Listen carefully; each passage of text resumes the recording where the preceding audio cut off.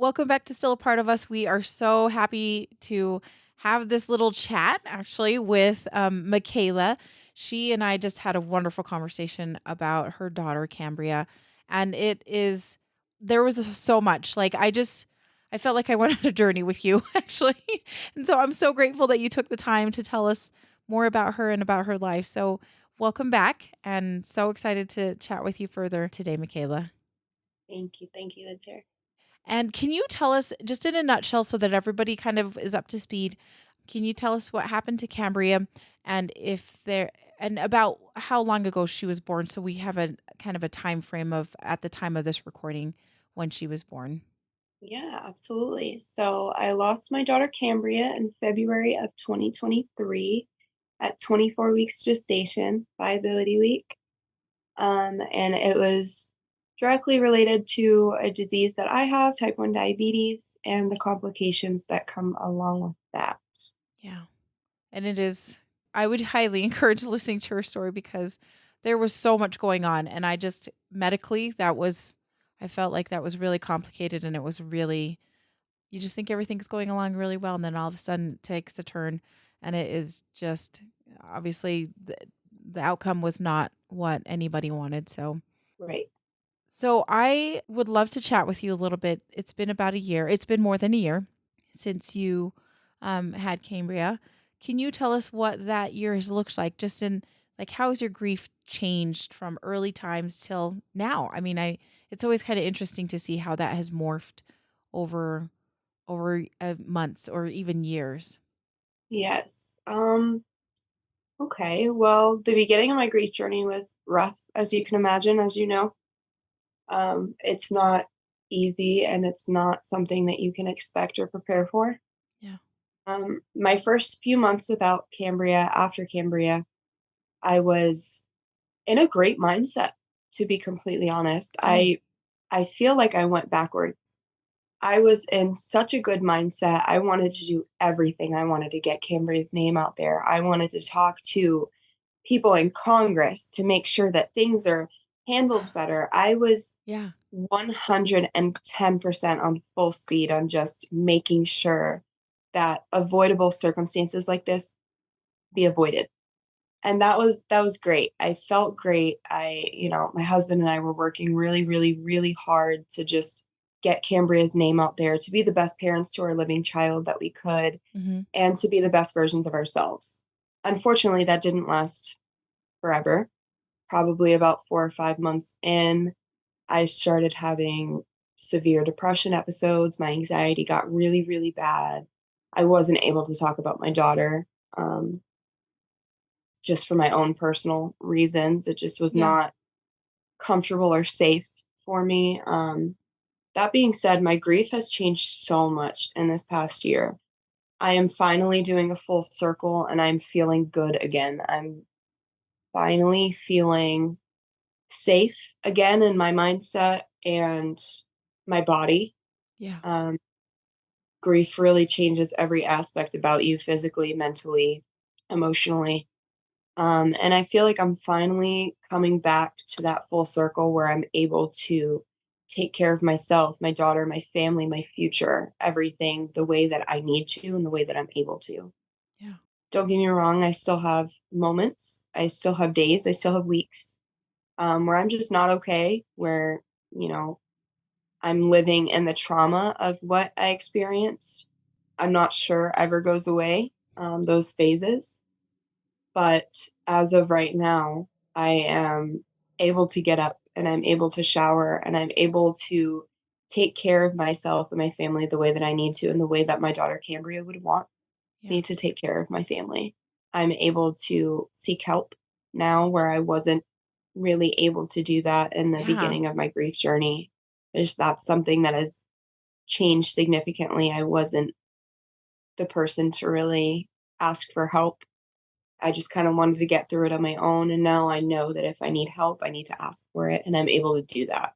Yeah. Um, Grief has changed me in every way possible, but I can't lie and say it's changed me in a bad way. Mm. I feel like, has changed me as if my daughter were here. I have made the changes that I would have wanted to make if my Mm, daughter was here alive and well. yeah. Just be better parents, be a better person, be a better advocate, be a better human being in general. And I think I really owe that to grief and losing my daughter. Yeah. Like how you put it, it's like it's not necessarily for the worse that grief has changed you. That Right. it's actually the impetus, like it's the turning point for some different changes that maybe you are like, oh, wait a second, I can't just be going through this life. And because I feel the exact same way, I was like, whoa, wait a second. Yeah, it was a wake up call for me. Yeah. Um, and yes, I would love it if my son was here. You would love it if Cambria was here, but Right. they are not here, and so having their legacy in the sense of them being a turning point is also really big too. I think. Yeah. I don't think it should be understated that, like you said, you have learned so much about yourself because of her. Yeah. And I don't think a lot of people realize that. I've had multiple people comment on, how are you so happy your child died? Oh I'm not happy that my child died. no! I'm happy that through the death of my child, I have learned so much. Yeah, I'm grateful for that. I'm far from happy that my daughter died. yeah, But a lot of people don't realize that. And I respect it. I don't think it's ignorance. I think it's just lack of knowledge and lack of hmm experience that a lot of people don't understand. People think of grief and they automatically think the worst. And I'm not saying it's a fun process. yeah, I'm not saying it's an easy process. And I'm not saying that I would want anyone to have to go through grief, or I would want anyone to have to go through something so traumatic in order to change, yeah, in order to be better. But that's just how it worked out for me, and it might not work out for the next person like that. But I'm very, very grateful that through the loss of my daughter, that I've learned so much about myself and life and what I want out of my future. mhm, Um, so yeah, and I really just owe that to Cambria and the yeah. grief. Makayla, I do have a question. I know that we talked a little earlier about things that helped and things that did not help after you lost your daughter.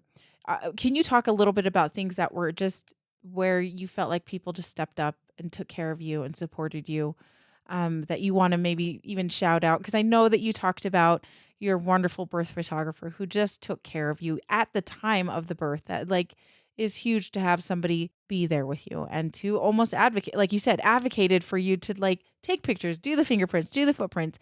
And so, are there other folks that you felt like you would like to just say thank you to that and did amazing things that really took care of you?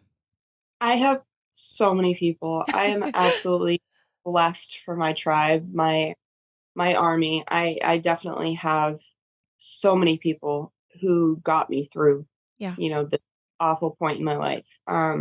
Specifically Savannah, my birth photographer, she is absolutely incredible, and she got me through so much more than I can even express to you. She is just absolutely incredible, and I can't even express to you what she did because it was more emotional support than anything. She was yeah, just there for me, allowed me to be broken, yeah, allowed me to be okay, allowed me to be joyous. She never not once judged me, and always made sure to tell me that how I was feeling was valid and that that was okay. So, Savannah, incredible. So blessed that I met her.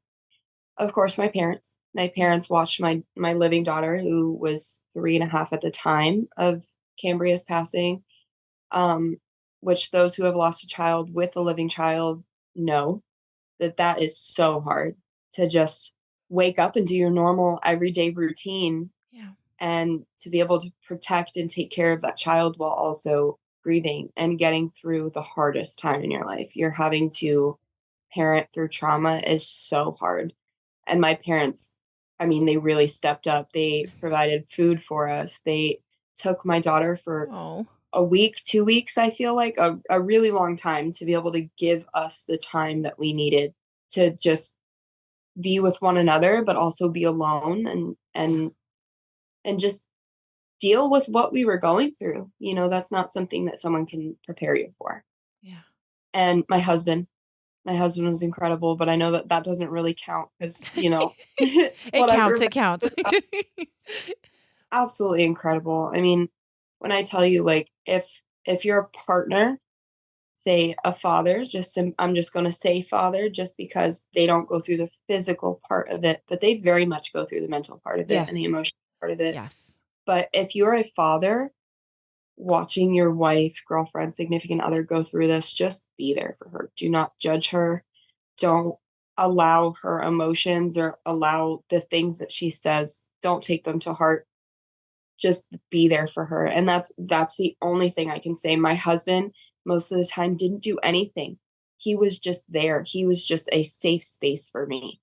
Even though he just went through an extremely hard loss as well, Yeah. he still was able to be there in the way that I needed him to be, and I will never be able to thank him enough for that. He Yeah. was absolutely incredible. Yeah. And then the last person that really comes to mind is my best friend Jessica. She lives in Washington, so unfortunately, she was not here. Yeah. But the day that I found out, she was like, "I'm buying a plane ticket. I'm coming. I'm gonna be there. Like, what do you need from me?" And I told her not to. But I mean, she sent me money for food. She would send me food. She would send me this. She would do this. She has done. I don't even really know how to express it, but she has done so much aside from the obvious, like mental and emotional support that she has provided for me, which I feel like is the most important thing in a situation like this. You need your people. You need your people to be there for you and not. She never treated me differently. She treated me like the same old Makayla, Yeah. just I just needed a little extra love. I just needed a little extra care. Yeah. But she didn't treat me like I was broken. She Yeah. didn't treat me like I was this fragile little thing that could be splintered any second, which I think played a very big role as well because a lot of people walked around me like they were walking on eggshells, Mhm. understandably, but a lot of people did not want to even talk to me or even show face because they didn't know how to do that after what I had just experienced when all I needed was a friend to treat me normally. Yeah. I needed someone to treat me just like I was being treated weeks prior. I Yeah. needed someone to treat me normally, and that was huge, I cannot like, I'm, like, sitting here like, "Yes, yes," because there are so many people that you're like, "Oh, they're different now." I mean, right? even You a are year. different. Yeah, you are different, but, like, they treat you so differently, and you cannot imagine how awkward that makes me feel, and Right, also, I know they feel awkward, but just right, be who you are, treat me as like I am, and you can yes, acknowledge the loss too. You can right. do it at the same time. Yes. Yeah, it's just like joy and grief can coexist, you know what I mean? Yes. You can still talk about the uncomfortable things while keeping it refreshing, keeping Yes. it normal, and I know that that sounds like such an Oh, insignificant word, but, like, normalcy, I feel like is something that's so important after such a traumatic experience, yeah. is getting back to normalcy is so hard. Yeah. It's so hard, and there's never gonna be that sense of normal again. Mhm. Mhm. It will be different, but you can get back to normal, and I feel like that has a lot to do with the people you surround yourself with, Yeah. because I am a year post-loss, and I still have people who still don't even talk to me, or if they do, it's, "Hey, you doing okay?" I don't know, it's not a, "Hey, how are you?" or "How are things going? How's your family? How's" I don't get treated normally, which it's weird. It's Yeah. weird, and I get that people don't know how to react to things like that. I didn't know how to react to the Yeah. best of my ability prior to this happening to me, but I think a big thing is just normalcy, just trying to treat these people normally. Now, if they need a shoulder to cry on, be that. Yes. You know, if they need that extra support, be that. But sometimes we just wanna be treated normally. We Yeah. just wanna be treated like we didn't just bury our child. Yeah. 'Cause that makes you feel so weird and different Yeah. and awkward and horrible, and it's all Right, the and you things. feel all the things anyways, Yes, yeah. you know, It's you don't there need it. and it's yeah. It's I when you were saying that about just, you just want a sense of normalcy, and, I think everybody talks about there's gonna be a new normal, but I love the fact that Right, Jessica was there to, like, help you, I mean, be okay with figuring out what that new normal is, right, and there's something so comforting about that. Like you said, being surrounded by your people, your tribe that just will take you with when as you're trying to figure out this where you're gonna land next. Yeah, So and let me just mention, even if you don't have a tribe, you have people out there for you, whether you know it or not. When it comes to like my mhm. TikTok was my go-to when I didn't feel like I had anyone. Yeah. My TikTok was I could go and post and maybe no one will see it, but maybe 100,000 people will see it. And out Yeah. of those 100,000 people, I might have one or two people who know what I'm going through. And even if they don't know how to be a safe space for me Yeah. and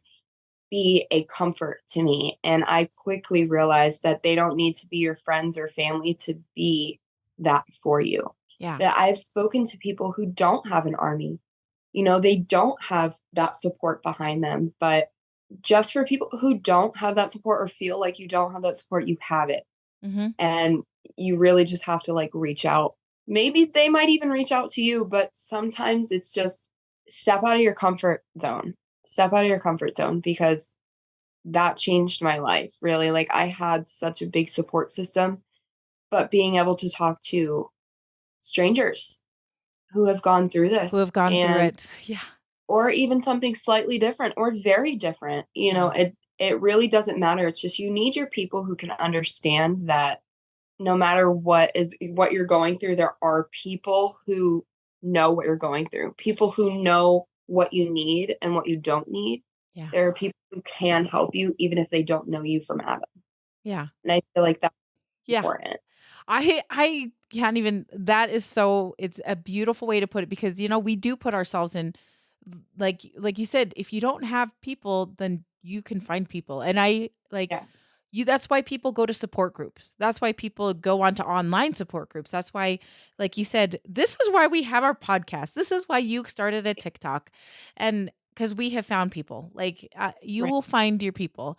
I I kind of joke about this because I have a group of wonderful women that found each other because of Instagram, because Mhm. people were tagging where their baby was born. I mean, where they were buried. And they're like, okay, somebody else tagged here just recently too. And so they found each other by Yeah. DMing each other. And it was just crazy. I'm just like, you can find your people. I love that so much because there are people that have gone through it or are willing to like figure out how that's feeling and are Yeah. I mean, willing to be with there's people you. who go through it alone.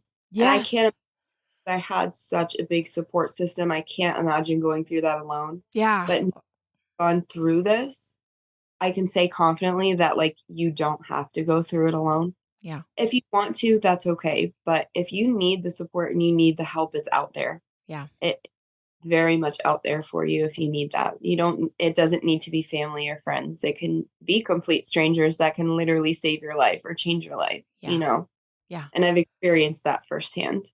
There is something very hopeful about that because there's a lot of like terrible things that happen on the internet and on social media. But this is one thing I agree that Yeah, this is a wonderful place to find the support that you may need during times of grief. absolutely. And yeah, that's so cool. Like, never thought of that before.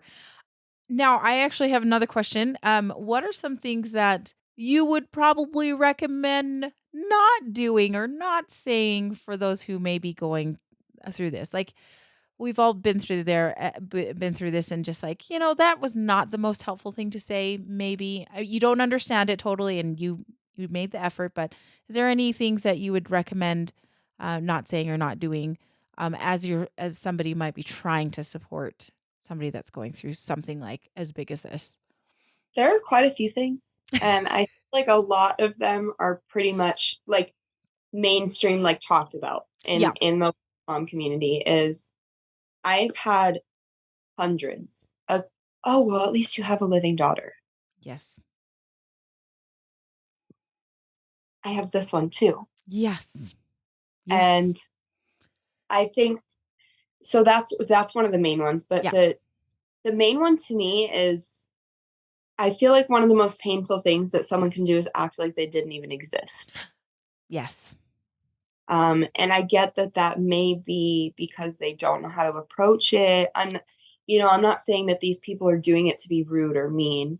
And Yeah. some people might, but most people are genuine, especially when it comes to such a traumatic loss. But I think a lot of what the community does outside of lost moms and lost dads is just act like it didn't happen. Yeah. They just will never bring it up in conversation again, and I feel like that is the most painful thing. Yeah. And that is kind of what made me, in my few moments, is like crawl back into my shell. I was like, well, no one's even asking about her. No one's even, it doesn't seem like they care. Yeah. They cared in the initial Mm. time of me losing her. Yeah. And then months later, it never gets brought up again. My daughter never gets brought up again. And that's painful. That's extremely painful. And I can say, in my experience, especially being the mother of a living child, my living child gets mentioned, but my child I lost doesn't. And that's extremely painful. And I feel like that's, again, I don't think people do it out of ill intention. Hmm. I think they just don't know how to talk about it. And that's understandable.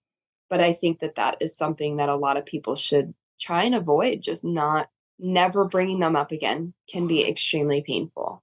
So these are the things that I have found that yes, are can be extremely painful, but I think a lot of people are like, "Well, then how do I bring it up without being so awkward?" Right? Right.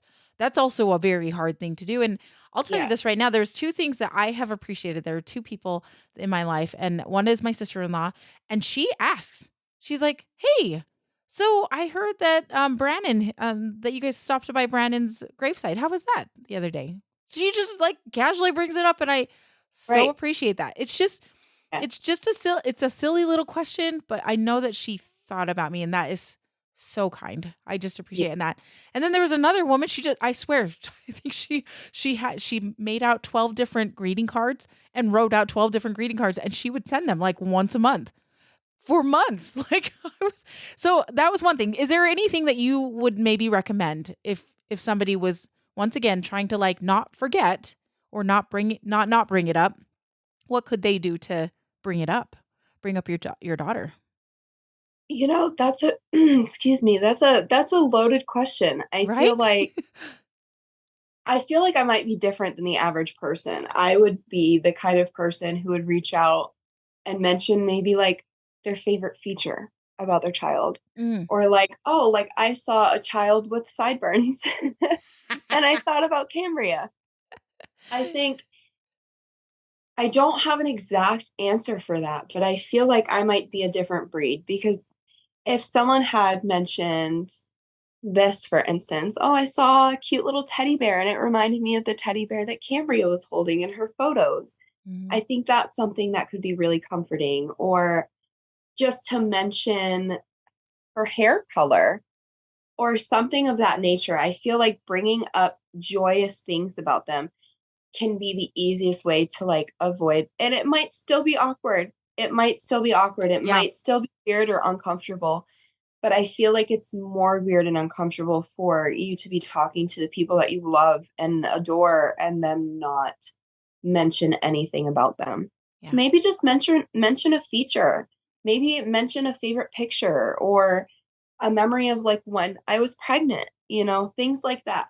Joyous things that we have memories of that quickly get forgotten yeah, in the trauma yeah. and the sadness and the depression. I think mentioning the happy things. I don't know, say I mentioned you in month 4 of my pregnancy and said I felt her kick for the first time or whatever, and mention something like that, something that I was absolutely ecstatic with, Yeah, something that I was very happy about when it came to my daughter. Because usually when things get mentioned, it's, I'm sorry she died, yeah, this, that, and it's usually revolving around their death or her death, anyways. And that's just my personal experience. But I feel like I would rather remember her life rather than her death. I yeah, have plenty of experience in her death. yeah, I don't need anyone else bringing that up for me. But even if someone mentioned her death to me, I feel like that still is so impactful because yes. that makes me realize that Cambria made a difference. Cambria is imprinted in some people's brains. Mhm. People will remember my daughter, even though they never got to meet her, even Yeah, though they are just basing her memory off of what I have experienced and what I have expressed to them. Yeah. I think it's so important knowing that, especially like in my time, I'm a year past my loss now. If people mention anything about her, I'm like, oh wait, let me talk about that. Or let Yes. me, or even in my own mind, I'm like, oh my God, yeah, that was a really great time. Yeah. I think if you kind of want to break the ice and kind of want to like don't make it awkward or maybe painful for them, maybe just bring up your favorite feature or maybe bring up their favorite, the mom or dad's favorite feature of the baby or their favorite experience, maternity photos. Yeah. There's a million different things before the death of our children that Yeah. we had those good experiences. And we forget, you like you said, because of the trauma and the Right. sadness that's, like, surrounds it. So, Yeah, I feel I think like that's that just a it. yeah, that's a beautiful way of doing it, and I feel like that's a great way to, like, get your foot in the door. Does that make sense? Like, just, like, Right, so that you're not super awkward about it because everybody's like, "How do I not be awkward?" That's a right. great And way. is awkward. It's Yes, it awkward, will be. comfortable. It just is. There's no way around it. Yeah. But if you're to try and be a comfort or be a support to this person, I think you need to get past the awkwardness and Yeah. maybe see what is accepted by that person, what's not accepted by that person. I feel like that's extremely important if you plan on staying by this person's side because whether our children are alive or not, they are part of our lives for the rest of our lives. Yes, And I feel yes, like it's yes. so important for Yeah. them to just not be forgotten, especially by the people who we care about. Yeah. It's so nice to have them remembered in so many of the cases. So, Yes. um we are short on time, but I wanted to one thing I want to bring up again because you talked about this in your previous episode of the birth is that to be an advocate for yourself. And this I would say that this if you like I said, please listen to Makayla's birth story of Cambria because she talks specifically about not feeling quite right. She knew something was wrong when she went to the hospital. And then also, like having the funeral home basically have Cambria sit in the freezer for 5 weeks before she was cremated and feeling like that was very disrespectful. And how to be an advocate. So, can you talk just briefly a little bit more? And I'll just say she spoke so nicely about that in the birth episode. But if there's anything else that you would like to say about advocating for yourself throughout this entire process, and gosh, throughout your entire life too, Yes. I would love to Yeah. hear it. So I was not a very good advocate for myself prior to my daughter's loss. My daughter has taught me a lot about that. And I think my main piece of advice when it comes to advocating for yourself is I don't care how silly it sounds. I don't care how paranoid you sound. And this isn't just regarding in pregnancy, but in my case, this was regarding my pregnancy. I felt unsafe in my body. Yeah, And because medical professionals were telling me that it's just in my head, I listened to them. And they didn't give me that respect back. They did not listen to me. I just think you know your body and your mind and your everything. You know you better than anyone else on this yeah, planet. And I just think it's so important, no matter how obscene it might sound for what you're advocating for. Like in my case, everyone's like, oh, you're just pregnant. But I was like, but I'm not. Something is really wrong. hmm And unfortunately, in my circumstance, maybe if I had stuck with that a little bit more, yeah, maybe my daughter would still be here. yeah, Um, so I just think it's so important in every aspect of your life, whether it be a job, a relationship, or something as traumatic as losing a child or health conditions, no matter what, just speak up for yourself. I don't care yes, if you feel like you're being too much or what even if you are, it doesn't matter that it could literally save your life. It could literally change your life. And it is so, so vitally important for you to be able to speak up for yourself in everything that you do in every aspect of your life. Thank you so much for saying that because that's one thing I keep That's one thing that keeps that coming up over and over again, just like you need to speak up for yourself. And Yeah. the medical the medical institutions that are out there, they really are busy and they rely on people to tell them stuff. If they don't, Right. then they're just gonna think everything's fine, and so you do need to speak up, and, Yeah. they unfortunately are not mind readers, and there are some excellent providers out there. I'm not saying anything about that, but There there's are. There are. excellent providers out there, but they'll be able to do their job a little bit better if you advocate for yourself, so, Right. but Right. It just helps them out in the long run. yeah, exactly. So, Michaela, this has been so wonderful to chat with you. It's been a pleasure to hear about Cambria, to hear what you've learned and who you've become, because it's just been enlightening, and I've just learned so much from you. So, thank you again for coming on and Yes, chatting with thank us you. today. Thank you for this opportunity. It was beautiful. I love being able to talk about my little girl Yeah, anytime. anytime, Anytime. right? Okay, well, thanks again, and we will talk with you soon. Yes, ma'am. Thank you so much, Miss Winter. I appreciate it.